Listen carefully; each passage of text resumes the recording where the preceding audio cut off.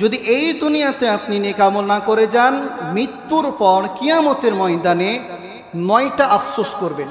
আল্লাহ পাক কোরআনুল কারীমের ভিতরে 9টি আফসোসের কথা তুলে ধরেছেন বিভিন্ন সূরার মধ্যে। ইনশাআল্লাহ আমরা ধারাবাহিকভাবে শুনব। আল্লাহ নিজে বলছেন, অমাল হায়াতুদ দুনিয়া ইল্লা মাতাউল গুরুর, এই দুনিয়াটা ছলনাময় ধোঁকা ছাড়া আর অন্য কিছু না। আরেক জায়গায় বলছেন আল্লাহ পাক, অগররতুমুল হায়াতুদ দুনিয়া, তোমাদের এই পার্থিব জীবন, এই দুনিয়ার জীবন তোমাদেরকে ধোঁকায় ফেলে দিচ্ছে। তো আল্লাহ পাক আমাদেরকে হায়াত দিয়েছেন, আমরা নেক আমল করব। আল্লাহ রাব্বুল আলামিন কোরআনুল কারীমের মধ্যে তিনি 9টি আফসোসের কথা বললেন। যারা দুনিয়ার জীবনে হায়াত পেয়েছে তাও নেক আমল করে নাই, তাদের জন্য কিয়ামতের ময়দানে মৃত্যুর পর আখিরাতের জীবনে 9টি আফসোস করবে। 1 নম্বর আফসোস করবে যারা কাফের হবে, জাহান্নামী হবে, তারা 1 নম্বর আফসোস করবে, ওয়ায়াকুলুল কাফিরু ইয়া লাইতানি কুনতু তুরাবা। কিয়ামতের ময়দানে জাহান্নামীরা আফসোস করবে, কাফিররা আফসোস করবে, হায় আফসোস, আজকে যদি মাটি হয়ে যেতাম। কারা আফসোস করবে? জাহান্নামীরা আফসোস করবে যে আমরা যদি আজকে মাটি হয়ে যেতাম। মাটি হয়ে গেলে আর কোনো হিসাব লাগবে? হিসাব লাগবে না। কারণ যাদের আমলনামা খারাপ তারা আফসোস করবে যে আজকে যদি মাটি হয়ে যেতাম তাহলে আমার হিসাব দেওয়া লাগতো না, আল্লাহর কাছে দাঁড় হতে হতো না। আল্লাহ রাব্বুল আলামিন কিয়ামতের ময়দানে যাররা পরিমাণ হিসাব নেবেন। প্রত্যেকটি জীব জন্তু, মানুষ, জিন, সকল শ্রেণীর সকলের হিসাব নেবেন, যাররা পরিমাণ হিসাব নেবেন। হযরতে আবু হুরায়রা রাদিয়াল্লাহু তাআলা আনহু হতে বর্ণিত, তিনি বলেন, হযরতে আব্দুল্লাহ ইবনে আমর দুইজন একটি হাদিস বর্ণনা করেছেন যে কিয়ামতের ময়দানে আল্লাহ রাব্বুল আলামিন যখন হিসাব নেবেন, কোন গৃহপালিত জন্তু কোন বন্য জন্তুর উপরে অত্যাচার করে, জুলুম করে, নির্যাতন করে, কাল কিয়ামতের ময়দানে তার প্রতিশোধ নেওয়া হবে। এমনকি কোনো শিং বিশিষ্ট ছাগল যদি শিংবিহীন ছাগলের প্রতি অত্যাচার করে, জুলুম করে, নির্যাতন করে, তার প্রতিশোধ নেওয়া হবে এবং আল্লাহ হুকুম করবেন তোমরা মাটি হয়ে যাও। কোনো জীব জন্তু তাদের যদি কোনো শিং বিশিষ্ট ছাগল একটি শিংবিহীন ছাগলের উপর অত্যাচার করে, মারে, নির্যাতন করে, কিয়ামতের ময়দানে আল্লাহ রাব্বুল আলামিনের প্রতিশোধ নেবেন। এবং যখন এই জন্তুগুলোর প্রতিশোধ নেওয়া হয়ে যাবে, তখন আল্লাহ বলবেন মাটি হয়ে যাও, তখন সমস্ত জন্তুগুলো মাটি হয়ে যাবে। তখন কাফেররা আফসোস করবে, কাফেররা জাহান্নামীরা অনুশোচনা করবে, আফসোস করবে, হায় আফসোস, ইয়াকুলু ইয়া লাইতানি কুনতু তুরাবা, আজকে যদি মাটি হয়ে যেতাম, আজকে যদি এই জন্তুর মতন মাটি হয়ে যেতাম, আল্লাহ রাব্বুল আলামিনের কাছে আমার কোনো হিসাব দেওয়া লাগতো না।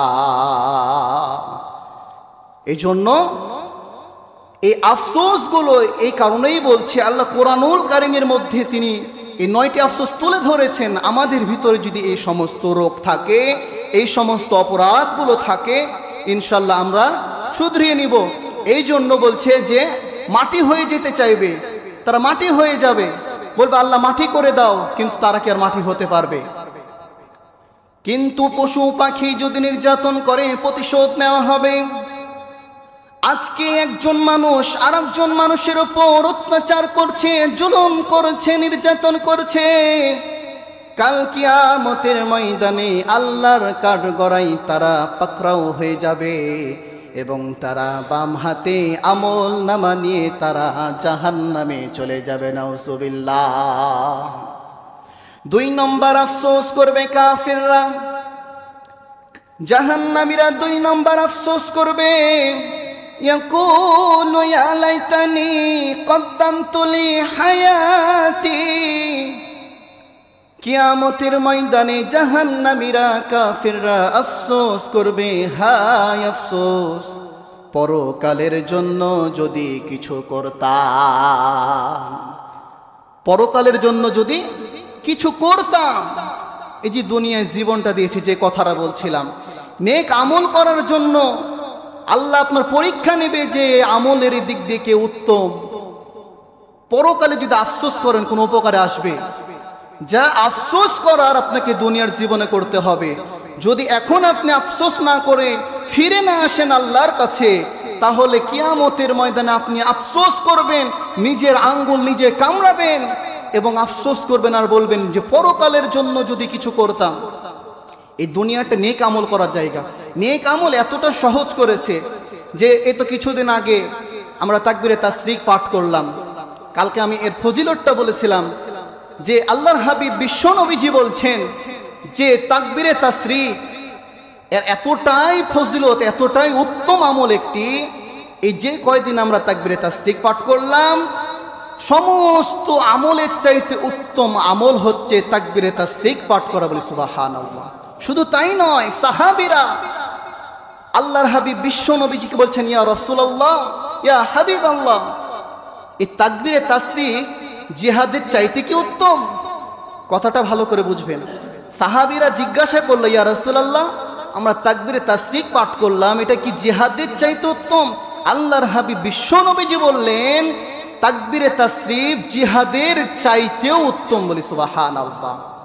কত সহজ নেক আমল করা আল্লাহ আমাদের জন্য সহজ করে দিয়েছেন। মুহাম্মদ ইবনে মুনকাদির রাহমাতুল্লাহি আলাইহি একটি ঘটনা বলি, শুনবেন। মুহাম্মদ ইবনে মুনকাদির রাহমাতুল্লাহি আলাইহি এই দুনিয়াতে নেক আমল কত সহজ এটা তো বুঝতে পারবেন। তিনি কোনো এক জায়গায় যাচ্ছিলেন, যেতে যেতে পথের পাশে দেখলেন একটি কবরস্থান। তো কবরস্থানে দাঁড়িয়ে সে সালাম বিনিময় করলেন এবং তিনি শুনতে পাচ্ছিলেন যে কবরের ভিতর থেকে মধুর সুরে কুরআনুল কারীমের তেলাওয়াত ভেসে আসছে। সুবহানাল্লাহ।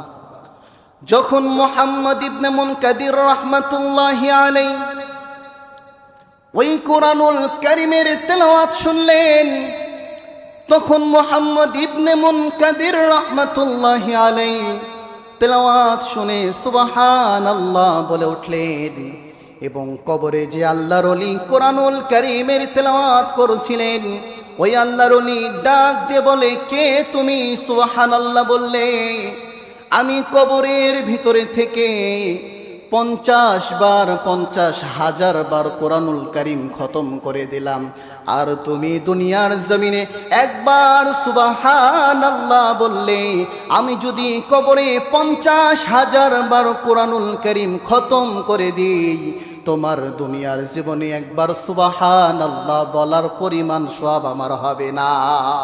সুবহানাল্লাহ। যে কবরে থেকে যদি আমি 50,000 বার কুরআনুল কারীম খতম করে দিই, তুমি দুনিয়ার জমিনে যদি একবার সুবহানাল্লাহ বলো, আমি কবরে 50,000 বার কোরআন খতম করে দিলেও তোমার ওই সুবহানাল্লাহ বলার পরিমাণ সওয়াব আমি পাবো না। সুবহানাল্লাহ।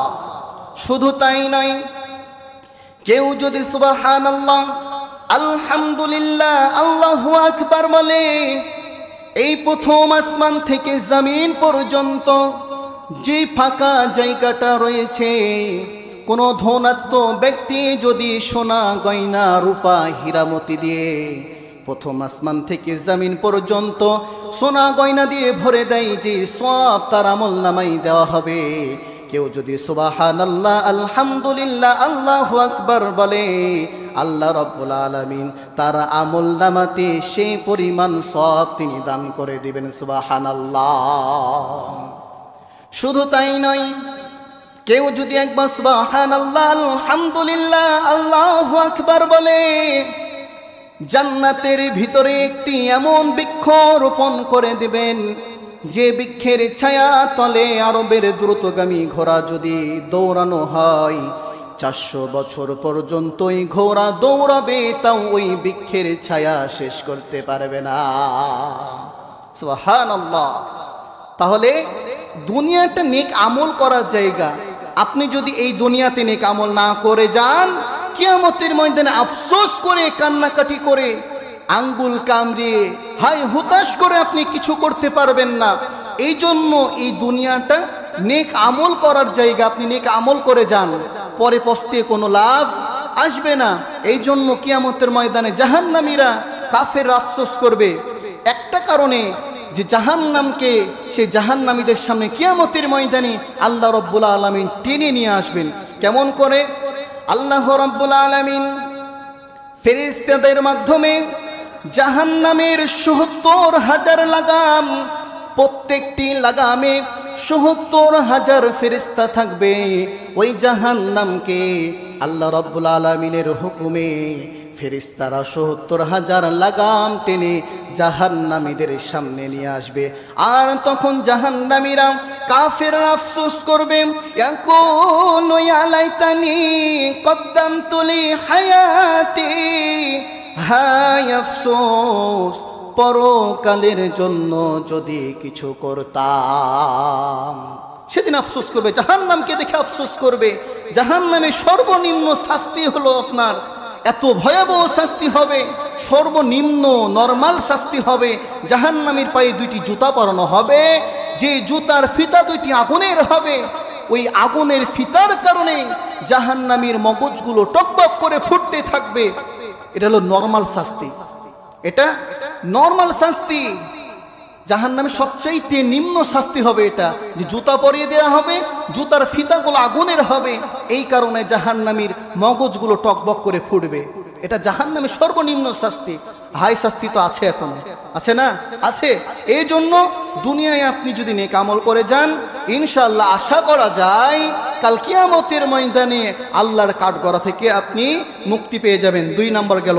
3 নম্বর হচ্ছে, সেই দিন কাফেররা আফসোস করবে, জাহান্নামীরা আফসোস করবে, ফায়াকুলু ইয়া লাইতানি লাম উতা কিতাবিয়া, হায় আফসোস, আমায় যদি আমার আমল নামা না দেওয়া হতো।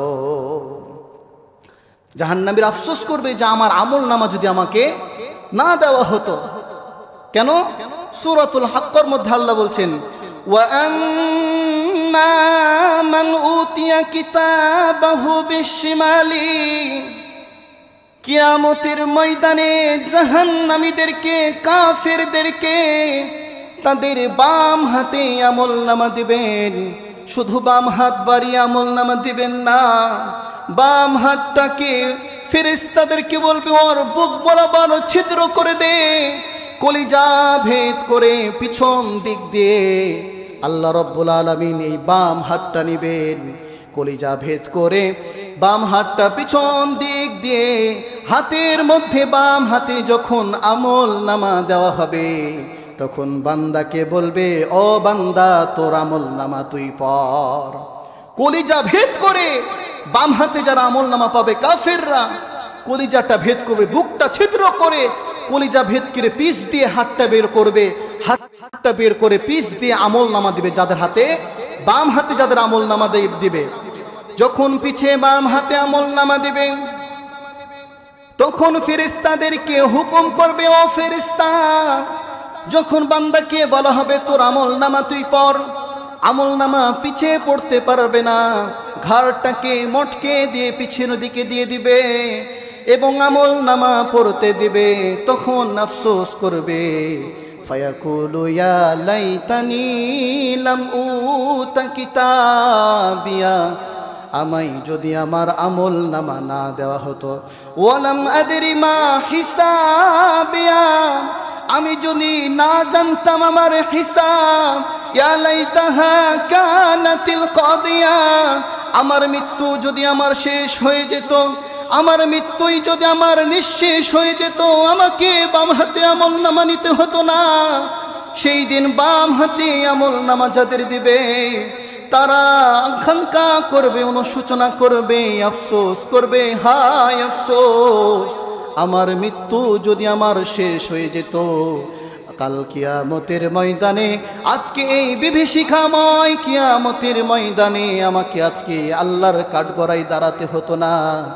মা আগনা আন্নি মালিয়া, এই ধন সম্পদ, কোটি কোটি টাকার সম্পদ আমার কোনো কিছু করতে পারবে না, উপকারে আসবে না। হালাকা আন্নি সুলতানিয়া, আমার ক্ষমতা, আমার দাপট, আমার রাজনীতি আমার কোনো কাজে আসবে না। সেই দিন খালি আফসোস করবে আমার ক্ষমতা আমাকে বাঁচাতে পারলো না। যেই টাকার পিছনে ছুটছেন মুসলমান, এই টাকা আপনাকে কিয়ামতের ময়দানে বাঁচাতে পারবে না। সেই দিন শুধু আফসোস করবেন, মা আগনা আন্নি মালিয়া, আমার সম্পদ আমার কিছু করতে পারলো না। হালাকা আন্নি সুলতানিয়া, আমার ক্ষমতা আমার কিছু করতে পারলো না। খুযুহু ফাগুল্লু, আল্লাহ ফেরেশতাকে বলবে, ধর ওকে, ধর, গলায় বেরি পড়া, ওই জাহান্নামের ভিতরে ফেলে দে। সুম্মাল জাহিমা সল্লু, ওই জাহান্নামের ভিতরে ফেলে দে। যার হাতে, বাম হাতে আল্লাহ রব্বুল আলামিন আমল নামা দেবেন। কাল কিয়ামতের ময়দানে সব চাইতে কপাল পোড়া হবে সে। আল্লাহ বলবে, ধর ওকে, ধরে ওই জাহান্নামের ভিতরে ফেল। কারণ যার হাতে, বাম হাতে যার আমল নামাটা দিবে, এই সম্পদ, মা আদনা আন্নি মালিয়া, এই সম্পদ যে লক্ষ লক্ষ কোটি কোটি টাকা আত্মসাৎ করছে, লুণ্ঠন করছে, এই সম্পদ কাল কিয়ামতের ময়দানে আপনার কোনো উপকারে আসবে না।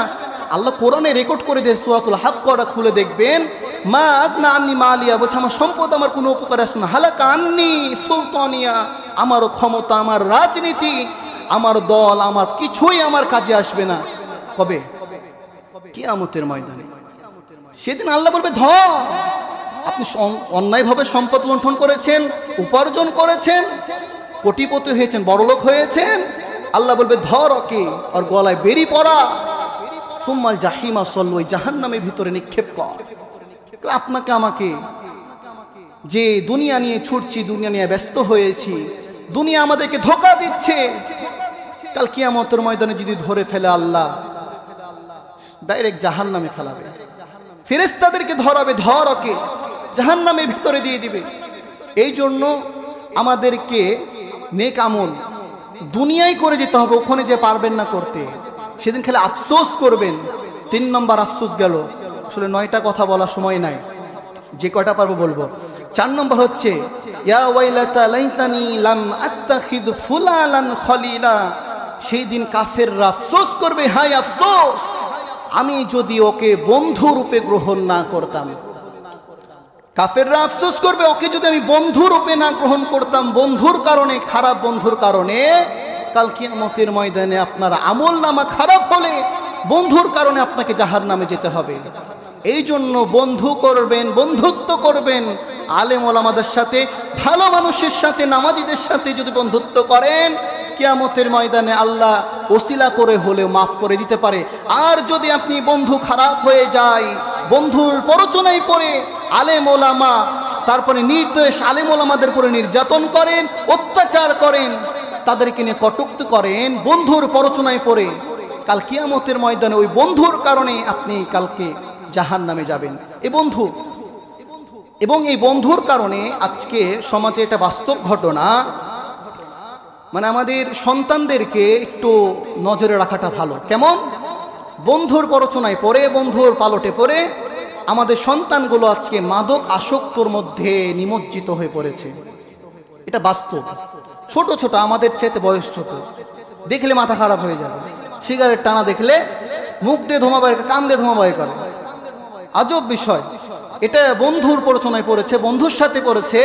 এই কারণে আজকে আমাদের সন্তানগুলো মাদক আসক্ত হচ্ছে। এই সন্তানগুলোকে যদি আপনি ভালো করতে চান, ইসলামের দিকে ফিরিয়ে নিয়ে আসতে চান, ভালো বানাতে চান, কোনো র্যাব, আর্মি, কোনো প্রশাসন কোনো কিছু করতে পারবে না। একটাই ওষুধ আছে, অনুনাজ্জিলু মিনাল কুরআন মা হুয়া শিফাউ ওয়া রাহমাতুল লিল মুমিনিন। একটাই ওষুধ, কোরআনুল কারীমের কাছে ফিরিয়ে নিয়ে আসেন, নামাজি বানান, নামাজিকে বন্ধু বানান। আপনি নামাজ পড়েন, মানে নামাজিকে বন্ধু বানান, এই নামাজি বন্ধু আপনাকে নামাজ পড়াবে। নামাজিকে বন্ধু বানান।